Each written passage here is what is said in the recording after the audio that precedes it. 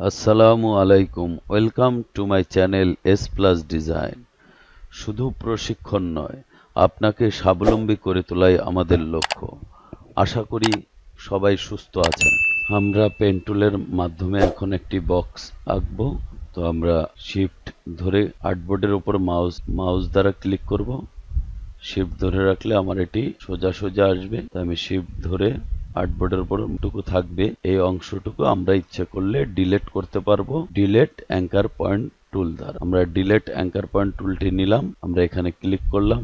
আমরা দেখতে পাচ্ছি যে সেই অ্যাঙ্কার টু অ্যাঙ্কার অংশটি কেটে গেছে। তারপর আমরা যদি ইচ্ছে করি, আমরা চলে যাব এখন অ্যাড অ্যাঙ্কার পয়েন্ট টুল। এখন আমরা এখানে অ্যাঙ্কার অ্যাড করব, মানে আমরা এই যে অ্যাঙ্কার গুলো নোংর গুলো এতে আমাদের কি সুবিধা হবে, অ্যাড অ্যাঙ্কার মানে আমি এখানে অ্যাঙ্কার যোগ করব। তো আমি এখানে ক্লিক করলাম, দেখুন এখানে একটি অ্যাঙ্কার তৈরি হয়ে গেছে। তো আমরা এই অ্যাঙ্কারটিকে কাজের উপযোগী করার জন্য আমরা চলে যাব অ্যাঙ্কার পয়েন্ট। আমরা অ্যাঙ্কার পয়েন্ট টুলটি নেব, তারপর আমরা মাউসের মাধ্যমে চেপে রেখে টান দেব।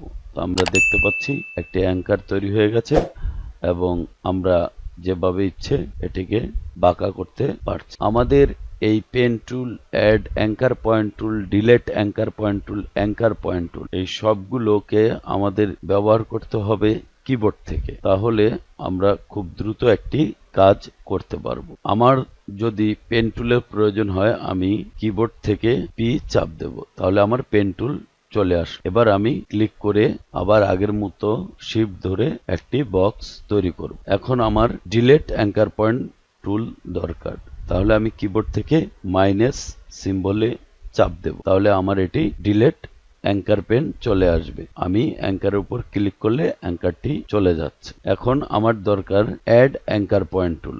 আমাকে অ্যাড অ্যাঙ্কার পয়েন্ট টুল আনতে হলে কিবোর্ড থেকে প্লাস চাপ দিতে হবে।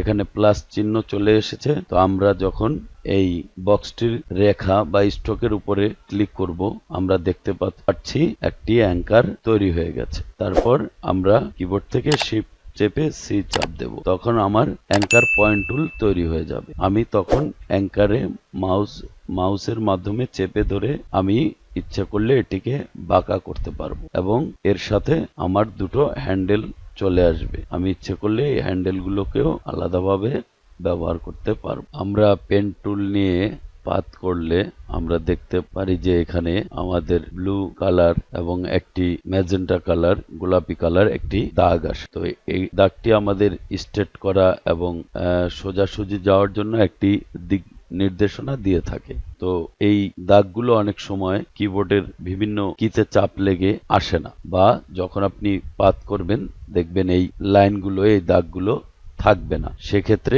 একটু সমস্যায় পড়তে হয়। তখন আপনাকে অবশ্যই ভিউতে যেতে হবে। ভিউতে গেলে দেখেন এখানে স্মার্ট গাইড টিক চিহ্ন দেওয়া থাকবে, অথবা কন্ট্রোল চেপে ইউ চাপ দিলে আপনার চলে আসবে। যদি আমার এই স্মার্ট গাইডটি না থাকে, তাহলে আমাকে কি সমস্যায় পড়তে হয়, দেখ আমার এখন স্মার্ট গাইডটি নেই, আমাকে এখানে কোনো অ্যাঙ্কার দেখাচ্ছে না, এমনকি কোনো রকম দিক নির্দেশনাও দিচ্ছে না আমাকে কিভাবে সোজাসুজি যেতে হবে। তখন আমাকে অবশ্যই ভিউতে গিয়ে স্মার্ট গাইডে ক্লিক রাখতে হবে। তখন আমাকে এটি দিক নির্দেশনা দিচ্ছে আপনি কিভাবে এটি সোজাসুজি ভাবে পাত করতে পারবেন। তো আমাকে পেন টুল ইউজ করার জন্য অথবা পাত করার সময় অবশ্যই স্ট্রোক প্লাস পেন টুল এবং স্মার্ট গাইড এগুলো সব সময় খেয়াল রাখতে হবে।